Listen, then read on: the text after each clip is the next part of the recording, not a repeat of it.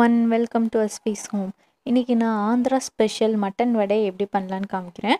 இதுக்கு 250 grams mutton எடுத்திருக்கேன். மட்டனை வந்து ரொம்ப சின்னதாக கட் பண்ணி எடுத்திருக்கேன். ஆல்ரெடி வாஷ் பண்ணி உப்பு போட்டு வாஷ் பண்ணி வச்சுருக்கேன். அப்புறம் 250 grams-க்கு 100 grams கடலைப்பருப்பு எடுத்திருக்கேன். கடலைப்பருப்பையும் நல்லா வாஷ் பண்ணி தண்ணியில் கொஞ்சம் நேரம் ஊற வச்சுருக்கேன். இது கூட 3 காஞ்ச மிளகா ஆட் பண்ணுறேன். இது காரத்துக்காக ஆட் பண்ணியிருக்கேன். உங்களுக்கு எவ்வளோ தேவையோ அந்த மாதிரி நீங்கள் ஆட் பண்ணிக்கலாம். மட்டனை பார்த்தீங்கன்னா தெரியும், ரொம்பவே குட்டி குட்டி பீசஸாக கட் பண்ணியிருக்கேன்.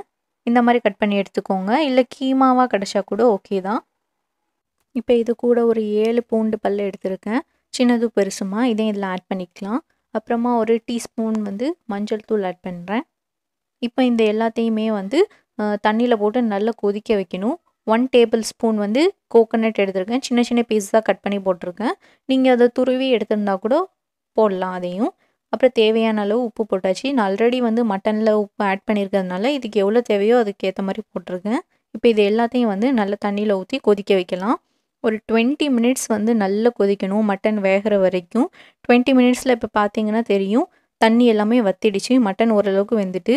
இது ஃபுல்லாக தண்ணி போகிற அளவுக்கு கொஞ்சம் சிம்மில் இப்போ கம்மி பண்ணிவிட்டு நல்லா கொதிக்க வச்சுட்டே இருங்க. மட்டனை பார்த்தீங்கன்னா தெரியும் வெந்துட்டு, ஆனால் தண்ணி ஃபுல்லாகவே நம்மளுக்கு வற்றணும். தண்ணி வற்றுற அளவுக்கு நீங்கள் கொதிக்க வச்சுக்கோங்க. இங்கே இந்த சைடில் வந்து கடலைப்பருப்பும் நல்லா ஊறி வந்துட்டு, இப்போ இதை வந்து மிக்சியில் போட்டு நம்ம அரைச்சிக்கலாம். ஃபஸ்ட்டு வந்து இந்த கடலைப்பருப்பையும் வத்தலையும் போட்டு அரைச்சிக்கலாம். இதை நல்லா அரைச்சி எடுத்ததுக்கப்புறமா இது கூட வந்து நம்ம வேக வச்சு வச்சுருக்க மட்டன் ஆட் பண்ணுறோம்.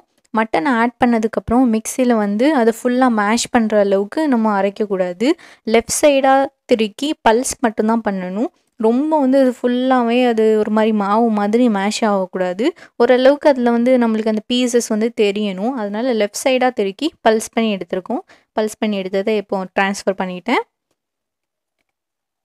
இப்போ இதுக்கு வந்து சால்ட் கொஞ்சம் கம்மியாக இருக்க மாதிரி எனக்கு ஃபீல் ஆச்சு, அதனால நான் இதில் சால்ட் ஆட் பண்ணுறேன். நீங்கள் இதில் டேஸ்ட் பார்த்துக்கோங்க. Pinch of garam masala powder, இது வந்து நான் எப்படி பண்ணுறதுன்னு ஆல்ரெடி வீடியோ போட்டிருக்கேன், அதில் பாருங்கள். ஒரு 1/2 டீஸ்பூன் போட்டிருக்கேன், நிறைய ஃபுல் டீஸ்பூன்லாம் தேவையில்லை. இப்போ நம்மளுக்கு வடை பண்ணுறதுக்கு மாவு ரெடி ஆகிடுச்சு. இதை ஷாலோ ஃப்ரை தான் பண்ண போகிறேன். ஆல்ரெடி ஏன்னா மட்டனை வந்து நல்லாவே நம்ம வேக வச்சு வச்சுருக்கோம், அதனால் டீப் ஃப்ரை தேவையில்லை, ஷாலோ ஃப்ரை தான். அதுக்கு தேவையான அளவு ஆயில் ஊற்றியாச்சு. இப்போ நம்ம வடைக்கு தட்டுற மாதிரி தட்டி வச்சுருக்கோம்ல, அதை எடுத்துக்கலாம். அதை ஒன்று ஒன்றா இப்போ நான் எண்ணெய் காஞ்சோன்னே ஆட் பண்ணுறேன். ஆட் பண்ணியாச்சு. இப்போ இதை வந்து 2 பக்கமும் மாற்றி மாற்றி போட்டு ஃப்ரை பண்ணி எடுக்கணும். ரொம்ப ப்ரௌன் கலர்லேயும் ஆகக்கூடாது, அந்த மாதிரி வேகாமலும் இருக்கக்கூடாது. பார்த்தாலே தெரியும் உங்களுக்கு, நார்மலாக நம்ம பருப்போடலாம் பண்ணுவோம்ல, அதே மாதிரி மாற்றி மாற்றி போட்டு எடுத்துக்கலாம். ஃபஸ்ட்டு பேட்ச் இப்போ எடுத்தாச்சு. பார்த்தீங்கன்னா தெரியும் நம்மளுக்கு பருப்போட வந்திருக்க மாதிரி அதே மாதிரி கலரில் வந்திருக்கு. இதே மாதிரி மீதி இருக்கிறதையும் வடை மாதிரி தட்டி நெக்ஸ்ட் பேட்சையும் நம்ம ஷாலோ ஃப்ரை பண்ணி எடுத்துக்கலாம். ரொம்பவே ஸ்பெஷலான ஆந்திரா டிஷ் மட்டன் வடை ரெடி ஆயிரும். இதை வந்து நீங்கள் தயிர் சாதத்துக்கு வச்சு சாப்பிட்லாம். அப்புறமா நார்மலாக ஸ்நாக்ஸுக்கு சாப்பிட்றத விட இந்த மாதிரி லெமன் ரைஸ் இதுக்கெல்லாம் வச்சு சாப்பிட்டா ரொம்பவே டேஸ்டியாக இருக்கும். மட்டன் சாப்பிடாதவங்க இந்த மாதிரி ட்ரை பண்ணி பாருங்கள், ரொம்ப சூப்பராக இருக்கும். நிறைய பேருக்கு மட்டன் ஸ்மெல் அவ்வளோ பிடிக்காது, அந்த மாதிரி உள்ளவங்க இந்த மாதிரி வடை செஞ்சு சாப்பிடுங்க, ரொம்ப டேஸ்டியாக இருக்கும். இந்த வீடியோ பிடிச்சிருந்தா லைக் பண்ணுங்கள், ஷேர் பண்ணுங்கள், கமெண்ட் பண்ணுங்கள், அண்ட் மறக்காமல் சப்ஸ்கிரைப் பண்ணுங்கள். தேங்க்யூ ஸோ மச் ஃபார் வாட்சிங்.